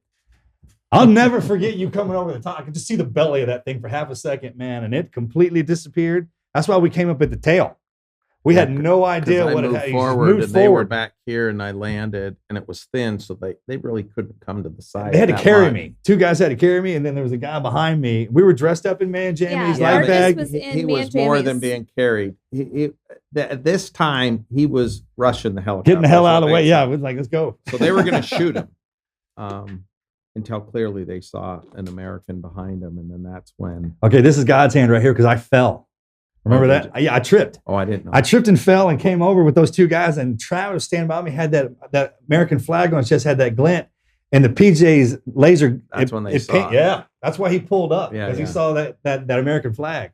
He was about, because I didn't have any of that. I was dressed just like a freaking. As I said, you were supposed to be picked up that night. Yeah, and here's what happened. Gulab had my weapon, and then they gave it back to me to carry to the birds. So I had my weapon like this, and when they threw me on board, they're like, "Who are you?" I was like, "I'm the Spider-Man." Yeah, and they're like, all right. That was one of his action heroes. For the authentication. Threw him in the back. Oh, it's still just like that. Threw me in the back. Threw him in the back, and Checky clicked in on the comm and said, "Go, go, go," and that's all I heard. And we'd probably been on the ground probably 30 seconds. Whatever. It wasn't that long. No, it wasn't, man. That was like 50 minutes because it seemed like freaking ever. It wasn't that long. I know, but so it was short. We did that. We got him in because you had to kick that water off. Remember that? Yeah, but that takes 2 seconds. I'm just saying that added some extra benefit to it because we didn't know that. Yeah, and we had to. The word on the ground was that everyone was getting on the plane, on the bird. But then that follow-on mission came on those other two. One of them we can't talk about, right? Okay, so when y'all were kicking that water off, that's what seemed like forever to me. Because then they were like, "Hey, let's go," and we kind of got up around. No. It was quicker than he's thinking. Remember, he was hopped up on morphine. Right. All right, whatever. I was hopped up on morphine, but it seemed like forever. Well, and that's the interesting thing for me as his wife, to hear other people's, perspectives of the story. Everybody has their own version of the story of that time, and I mean, I sit there and I understand, like, that was an extremely traumatic 6 days for Marcus. Oh, yeah. But it's so crazy to me that everybody that I talk to, the story, it all matches up. I mean, yes, there might be some minutes or whatever messed up, but everybody, it's like a puzzle, and everybody's story fits together just perfectly. And it's so amazing to me that yes, I mean, I know it's traumatic and I know it's caused a lot of heartache and really dark times. But if you think back, everybody's become stronger in the end for it.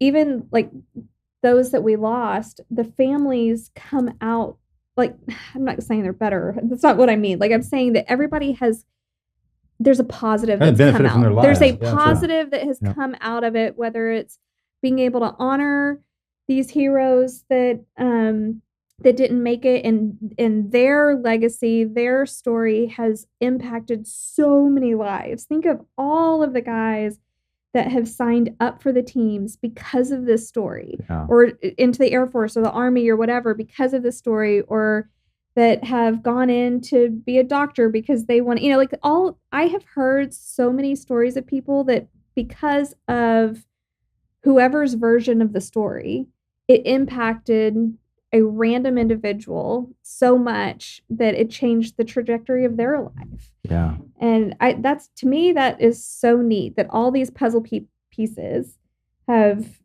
changed. See, because no one can brag about hundreds of y'all like I thousands of can. lives. I mean, the fact that you had to come and get me. So when I tell a story about you, man, I tell it, people don't believe it. And then you walk up and you'll say it from your perspective, and it matches. When it matches up, like, hey, I've told you, man, y'all can't believe it. Everything went wrong for us out there. Yeah. Yeah. It was It was crazy. unbelievable, Yeah. man. And But just, it worked. It worked. And that was the great It thing was about the it. craziest thing. And man. that's when it hit. When we took off and we were going to go down and do a transload onto a waiting C-130 that had doctors, nurses, this, that at JBAD. Oh, yeah, that's what it worked on me. We make a call whenever we do a pickup, and it's another word, popcorn. Popcorn +1. But Gulab jumped on with him, mostly because he wouldn't let go of Gulab. And I said popcorn +2 because they're like, dude, the freaking Shepherd's on. I'm like, what? And so there was confusion in our cockpit. And Oh, that's then- right. Y'all didn't know that, right? And we didn't know he That's was right, coming that's right. on. Yeah. And then the guys, we said popcorn +2, and they're like, Who? understand popcorn +2? And I'm like, yes, popcorn +2. Okay, so what we heard was popcorn +2. I'm Like you're talking to the space shuttle, right? Guys, like Apollo 13. and, yeah, like, and then say again. finally I'm like, we picked up 2 guys. Okay. Well, the second guy is not going to JBAD. So we're like, you want us to stop? And they said, yes, drop him off at Asadabad, Oh my god. where we dropped off the village The other elder, guy. his Mhm. uncle or dad or whatever. I don't know what he is. Yeah. So we drop him off there, and then we take off and go the 15 minutes to JBAD. And that was the first time I saw Marcus, because up front, I'm not really looking back. But I leaned forward, and they took him out the left side, and we landed right at the back of a waiting C-130 with his ramp down. And they were, he was quick. He was under both things. They got him up there. He collapses on a ramp, and they start taxiing before the gates or the ramps even up. I think I was moving before they got me locked down. Yeah. So then we went and got gas, and then we shut down because we were the thing that night. So the tankers were there. So we got gas, shut down, but they were like, well, it's only 11:45. You might as well stay around in case we need you through the night. And I remember shutting down, and I just visibly, like this bad, started shaking. Oh my gosh. And I'd never felt that. I'd never had that happen. And it was just weird. And Checky's hitting my window, Spanky, you're the man. And those guys are idiots because they have no clue how close we were of dying. They're like on the precipice of death the entire time. But they're going to town, and I'm just freaking Cracking out. the beers in the And back, being like, woo! that adrenaline has just left my body, and all there was Red Bulls and Pop-Tarts, but all I wanted Hell to do yeah. There's your sponsorship right there, was bro. talk to Penny. But I knew I was out and about. And one of the Marines had heard me say something like that. And he was like, we got a freaking sat phone in the back. He probably said, just like the And Marines are I'm great like, like that. What? Hey, man, we got a sat phone. That would have been nice. So I went back to the sat phone. And you don't need to call the base operator. You can call directly. Mm-hmm. And I call her cell number. And we had just built a house. And so she was at the fabric store getting fabric for curtains, right? That you were making. And Every great story starts that way. so, yeah. So I'm sitting there and she was like, oh, okay. Are you with Mike? No, I'm out and about. Okay, I don't like that. And then there's that. And then she started asking all these questions and concerned that I was out and about. When am I going to get back? Blah, blah, blah, whatever. And I guess I just was saying everything is really, really good. Okay, I know. Blah, blah, blah, blah, blah. You're back. Blah, blah, blah. Everything's really, really good. And about the third time I said that, I guess kept saying it. And then it gets quiet. And then she said, did you just do what you've been training your whole career to do? Now I'm getting a little emotional, but it was, and sitting here with you, that I got that idiot off the mountain. Can you believe it? night, I can't believe you came and and got me. his two kids that I'm hopefully going to meet sometime after school. Yeah. That's what rescue's about, is our combat mission is to put our ass on the line to save someone else's life. It's not taking life, not that we don't have guns and we're trained, but our combat mission is to save lives. And like the PJ Creed, these things we do that others may live. And it's God's mission. I love it. Yeah. I miss it. It was the greatest rescue of all time, man. It was a good one, dude. I enjoy it, and then 2 nights later, I said, I'm good. I'll watch the radios. Chalk 3 came in and Skinny went and got Murph and Danny. That's another thing we don't have to talk about, man, getting everybody out of there. We hadn't found Axe yet. So they went and got them, but they had to take off all their weapons, all their armor, air crew. They were bare minimum because the commander wouldn't let them be in a hover less than 60 seconds. And we had to pick both of them up and drop off water for the people. Can you believe that? So That's a wild story, getting them guys. Yeah, it was an interesting, as he said, even on that other podcast, it's a whole story in and of itself, just what it took. And we were just a small piece of that.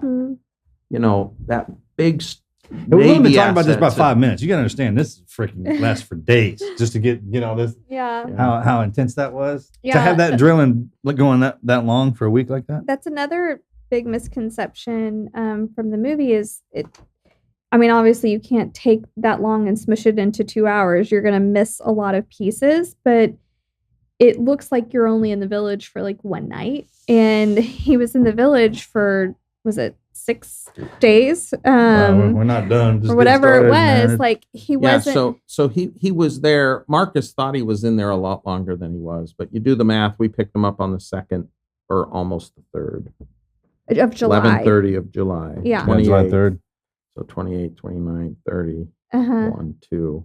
It was less than 5 or 6 days total. Right. But he got rolled up and into the thing. I think it was there 2 or 3 nights max. That's right. Because the village elder night and then the clicking night. It was The right after storm- the clicking. storm and that night. storm. Right. That was No, I mean from Marcus's drop off into Oh, yeah. until the That- time yeah. he was It's a week. pulled out. Yeah, that was a good week. yes, that was a probably. week. Yeah, It was and 6 to think, days. Yeah. And to think, yeah. As I said, it's Crazy, right? crazy.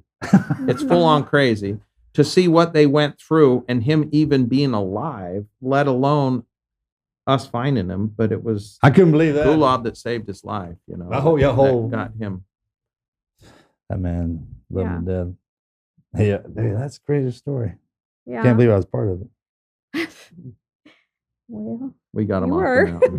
Yeah. Well, yeah, no, I appreciate that. yeah. Sure. But it was all those training sorties that we do that when it was time, it worked. Yeah. I mean, you couldn't have written That's that. what So we every person we had to go in there, you actually had to do your deal. Mhm. And there wasn't any way to get around it. They put us, it's almost everyone in a scenario that he couldn't get out of. They stripped that helicopter down, they put him in the middle of that canyon. You weren't going to turn around, complete brown out. I mean, every option that you kind of go through, that's why you wrote the manual now. Mhm. So it worked out. So You know. what's your life been like since then? I did 2 other deployments to Afghanistan, And quite frankly, there was crazy times on those. It's just I mean, it kept going. some knucklehead didn't write a book about it or make a movie about it, but Yeah. it was very rewarding. Hundreds of hours of combat time with multiple lives saved of all types of NATO forces, That's cool. special forces, Army guys getting blown up in Humvees and MRAPs. That golden hour, we even meshed in with Apaches on our wings so we could make Yeah. dual rescues. Oh, we didn't talk about that too, because the Apaches they usually covered down on us when we were. Yeah, Apaches are a formidable weapon system. But yeah, I did that. Came home after my last deployment and became an operational test pilot and put cool widgets and gadgets in the helicopter, radios and touch screens and moving maps, and That's cool. then retired in 2016 after 25 years. Oh my gosh. I'll tell you one thing that happened to us going through all of that is that we were allowed to say, "Hey, look, this is what works." Mhm. I mean, it kind of pushed away what was nonsense and what wasn't. Yeah. Is that fair to say that? I We did that in our community that's how, too, man. That's how it all started back with Desert Eagle back in the early 80s when it went really bad, when they were going to go in and get the Iran hostages. Yeah. Mhm. And it was joint, but none of the jointness was talking at all. And everybody had different tactics and procedures. That's when SOCOM came together and said, if we're going to do things like this, we need to be on the same sheet of music. And they've been refining it over Ever the since, yeah. decades. Yeah. It's like up to each portion is so sharp, but then they also fit with the other ones. I mean, it's a package, Yeah. and it's every guy when something presents itself, there's something to step in and deal with it. Like you don't have to have somebody roll around and try and figure it out. We got somebody for it. Yeah. That definitely happened for But sure. it's, I've stayed close to community. I went and worked for a large defense contractor. I didn't really like the bigness of it. Mhm. Working for a small defense contractor out of Ogden, Utah, by Hill Air Force Base. I worked out of my house, and I'm doing the same thing that I did. I'm checked out to fly the helicopter, not those kind of sorties, but maintenance, ferry flights, test flights. We used to have And, a place in Eden, Utah. Yeah, it's right down the canyon it's right from Eden. from by, Ogden. yeah, Yeah. it's a beautiful area. It That's is. why Oh man, I was just over the hill in Cache Valley where I grew up. So that's Utah home. is so beautiful. I Oh, love really? that place. That's One home. of my favorite places. Beautiful area Love of it. the United States. I mean, Eden is one of my favorite towns. It's got the lake, The reservoir in the there, summer. Huntsville. Named a Yeah. dog after it. Mhm. He Yeah. liked Huntsville because Well, what's that's funny his town is where he grew that up. area, it has Huntsville, Livingston, or Liberty, Liberty. and there's another one where here in Texas, the same three towns are right next to each other. And in Utah, So whoever that dude there's was three- made a trip, Like, made a lap whoever around the country, right? named those towns, same with Yeah. Texas, Same because person. we have three of the same named towns. There's right obviously a by each popular other. Huntsville family because they're everywhere. Alexander, all that. Yeah, I love that. But I love it. I miss it, as Marcus can tell. You miss the camaraderie, you miss the mission, you miss the something I miss that bigger a lot, than actually. whatever. It's just amazing. But I'm as close as I can working with GMRE is the name of the company, Gauss Management Research Engineering. We're a small company doing great things for the warfighter, and it's rewarding too. That's Different awesome. rewarding, but Yeah. That's I love so it. cool. Well, I'm very thankful of you. Obviously because of him.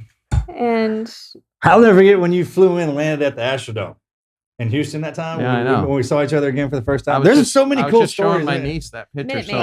Minute Maid. Minute Maid, I was excuse me. supposed What to did I come say, in. Astrodome? I was Yeah. supposed to come into Minute Maid Park, but the Major League Baseball guys wouldn't let me land on the grass. So Oh, man, that we was cool. landed in the street, and Mhm. Marcus came out. I remember That was the first time. So we And I actually brought that helicopter. That Yeah. was the cool thing about it. I brought 227, that was the one, yeah. and I was like, "Yeah, this was the stupid bird." You know, that buzz you know class his is buzz 228, class is right? 228. Oh, it is. Yeah. We Uh-huh. have a 228. I should have We been shouldn't flying be on that that. night. Yeah, it shouldn't have been. Because that's an ass kicker, too. Yeah. So that right there. was our first public date. It was our first date. Oh, really? was Yeah. that night. like you brought me You back, said dropped you me had met off. me, but I don't remember. I was- remember him. Man, you were Yeah. getting swamped that Um, night. And I remember meeting all the Everybody was there. people. That was that a that fun night. And That was Penny great. was there with, Yeah, it was great. with us too. Yeah, so I was there. That was the first time Marcus introduced me as his girlfriend to people, and yeah, that was June of 2010. And the Houston Chronicle did a newspaper article about you flying in and just about the whole story. And we have it framed at our family Yes, at the ranch. right when you walk in the That's entryway. That we've was got fun. framed. You know, Mhm. Penny's was down there when we landed. How are you doing with all this? Good. She hates when she says I talk too much. So No, you did No. great. You did great. okay, thanks. Yeah. man. I just like to listen. How are your boys with it? How old are they now? They are 28, 25, 22, and 20. So, but they think their dad's a hero. Yeah. So they know he's Yes. badass, right? Yeah. Because my kids don't. I think it's a kid thing. My kids think I'm not cool anymore. I'm Yeah, they definitely not do. tough. And it's all this. So I was like, man, this fish. And I see that with my buddy's kids. I'm like, man, your dad's something. They'll Yeah. figure it out. When you were on Joe Rogan, my boys thought that because you mentioned his name. They said They that thought was that one of was the like- high points of their life was that he gave a Spanky shout out on Joe Rogan. They said, my life's complete. Oh, that's Well, I do it awesome. all the time. Yeah. We took the kids That's my favorite story. to the little ones to Coronado a couple years ago, and we were staying at the Dell. We were right on the beach where the Buds students train, and we're walking down the beach, and all the guys are in their uniforms, and they're carrying the boats over their heads, and Axe and Addie are like, "Look at those guys!" They just thought that was the coolest thing, and I said, "You realize that's what Dad did that on this exact same beach." And they were like, "Dad can't do that." They just It's did not unbelievable. understand. I'm like, love it. yeah, I Dad never really that. thought he flew helicopters either at the beginning of his career. It's like, no, he doesn't do that. Yeah. Well, it's just He so did. funny. Like when you're so close to it, you don't appreciate it. Like Axe and Addie, one day they'll get it. Sure. But When you see us all together, is the funniest thing. You never. Mhm. And I've tried to say that once or twice. Man, y'all don't understand what we used to look like back in the day. Like Yeah. when we were dressed up, doing the deal, and actually dressing it's one thing, but there's that mentality that goes with it. It's a completely different human being you're dealing with, right? And to go through it, and we all get around together, and you start telling stories. A lot of you forget. I was like, how much of this stuff you forget?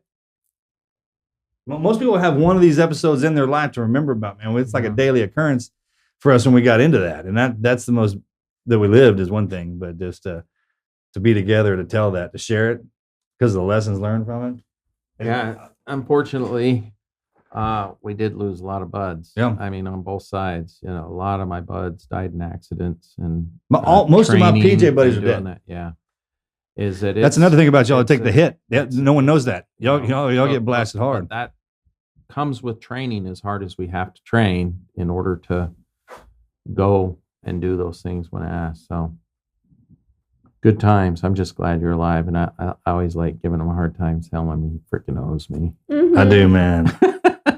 I do, brother. I mean, thanks for reminding me. You can do as much as you want. I won't ever forget. I made sure I tattooed it right there. I just love rubbing it in. Mhm. Oh, I got my green feet tattoo. Yeah, dude. I'll tell you what, the Marines get the green berets. Everybody. Marcus went this last June 28th to what camp was that? I told you about that. Where I went and saw the boys on the ground. They had their first ever from the Rangers, the Green Berets. Everybody who came in on the ground, they met up for the first time by ever foot, Really? the by foot crew Yeah, that the ground came crew. in. and Yeah. talked about it.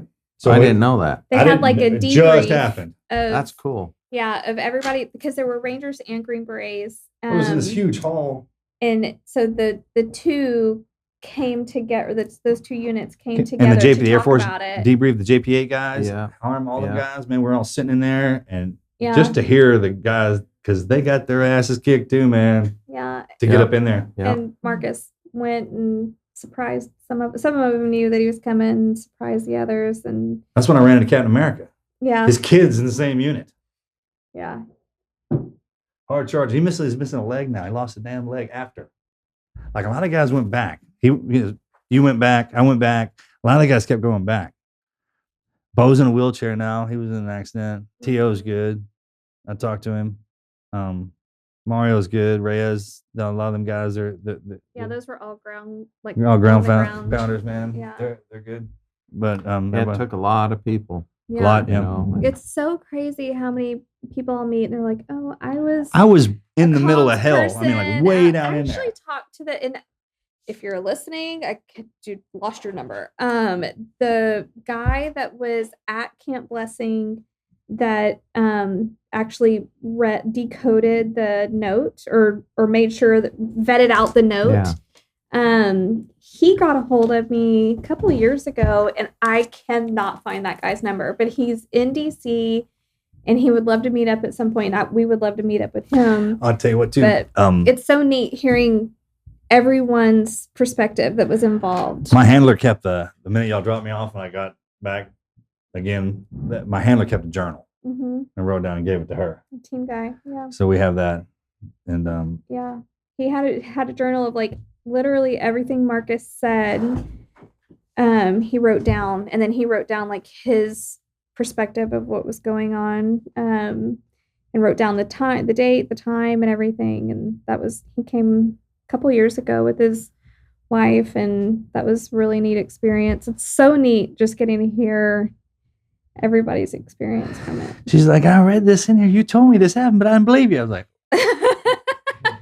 Well, it's not that I don't believe him. It's just it. well, what is it then? Because that's kind of what it sounds like. I'm like, I told you this is how it went down, man. It's I know just it sounds crazy. crazy, but it didn't. A lot of it is crazy. It was And- crazy. That's the thing. It was. Do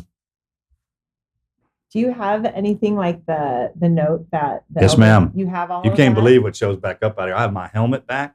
We don't have the note. I do too. I have one of them. There's 3. I wrote 3 of them. Oh. One of the guys got killed. One of them got wherever.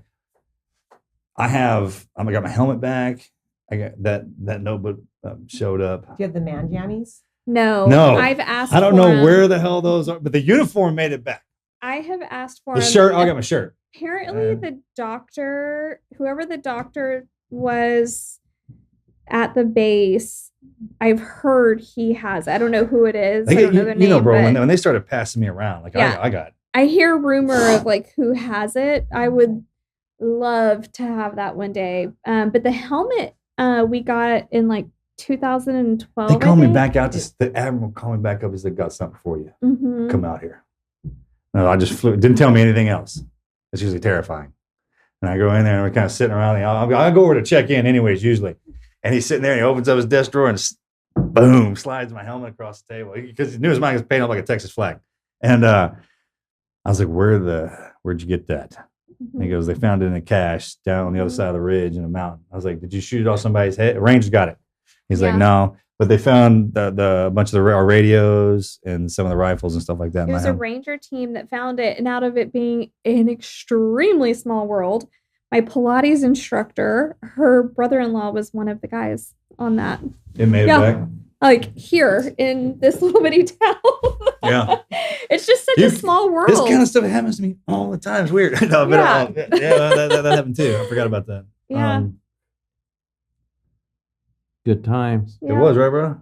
Good times. I mean, there was we've even talked to the FBI guys that were involved with Oh, I it. keep in touch with everybody. Yeah, I mean, it's close, like especially guys who every live- government agency that was involved, we've at least talked to one person from Yeah. each agency that was involved. It's really incredible, and it was an incredible mission on many points, like yours coming in to the guys that were on the ground, going through that storm. I mean, they had to walk through all of that, through the mountains, seeing their pictures from it. They've sent over their photos that they took, like on their hike across the Yeah, it mountain doesn't. We range. didn't look like you would think. It looked like Vietnam guys. Yeah, Vietnam It dudes. really did. Like how they just were torn up looking. Headband, kind of rifle Mhm. band, just beat to Yeah. death. When I first saw a photo of like the group of them, I was like, oh, it's from Vietnam. But it was the Green Berets that had walked across. I the mean, they're mountain. losing guys falling out trying to get through that terrain. Mhm. They just Yeah, leave them it there. was- It was, yeah, steep. Humvees, they tried to do the Humvee thing. It was like, and, nope. and those gotta locals walk. are like mountain goats. Oh, They can it's unbelievable. just do it. I mean, Yeah. They walk up that mountain like we walk across flat ground. in like tire tread Flip flop, tire trip. I forgot those dude with the strings over the top of them, man. And you can move like they move like billy goats. Yeah, it's amazing. It's amazing. That's probably where parkour came from because them suckers can move out. Well, the guy that was in the movie Lone Survivor that's like running down the mountain, he is a professional parkour athlete, I guess you would call it. Oh, the guy jumping on the rock. Yeah. Yeah. So in the movie, he looks like he knows parkour. Uh-huh. They don't look like that. Yeah. They just look like they're just moving down running the down, mountain. but And he's a it, professional we would be parkour places guy. where we would have to get dropped off by a helicopter and then kind of rope in and set up shop. And next thing you know, they just be standing over top of you, buddy. How you get, how like, you can't hear them. It's incredible. It's in your environment. Human condition, human body can move through anything, and they are fast. Great formidable fighters. I've never taken that away from them ever. I mean, like we talk smack and do all that. I'll do that all day long, right? But you never say, "Hey, they're not good fighters." That's just that's what they do. I'll always give them that. Well, thank you for coming on. We appreciate for you. inviting We're me so out. glad that Oh, you're good. here. And Penny, it's so good to meet you. And I know our listeners will appreciate this I just story. wanted to break open that other. I just didn't feel right telling it. Yeah. So now that it's out, you need to tell it. yeah, you need to tell it. You need to tell that story. That's the only fair thing.